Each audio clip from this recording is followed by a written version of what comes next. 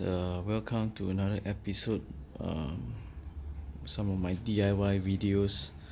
So today will be just a short video on a method I normally use to check the health of my battery. Well, of course, this method doesn't give you a certain percentage of how long or how much more the battery can last, but it's just a guideline. So as you will see from this video, what I'll do is I have a multimeter which could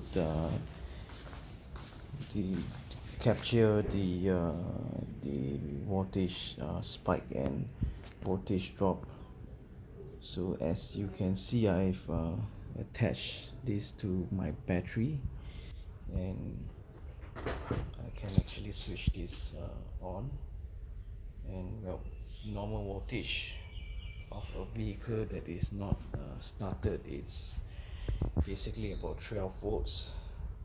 So what's next is I would just set it to capture the minimum voltage. So when I start, the voltage will drop.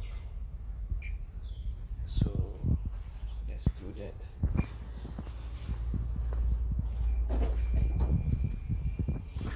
Okay, so this start the car is normal. Okay, and just let's have a look at the minimum voltage. You can actually shut it off.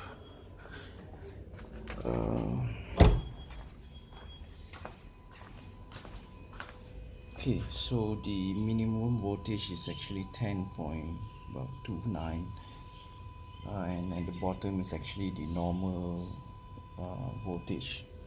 So what I've learned when I was in the medical side of line, that if you draw the battery,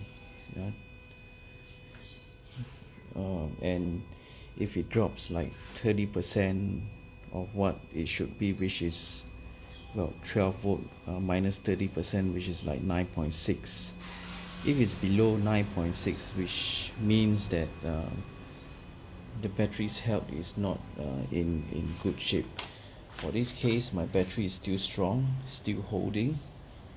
So it's still 10.29.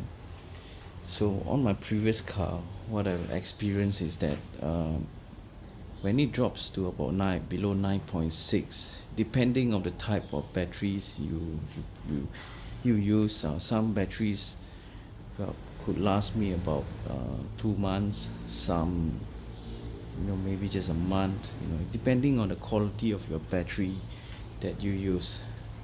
So guys, if you have a simple multimeter which has a function where you can capture the minimum and maximum point of the voltage, you can actually use this method.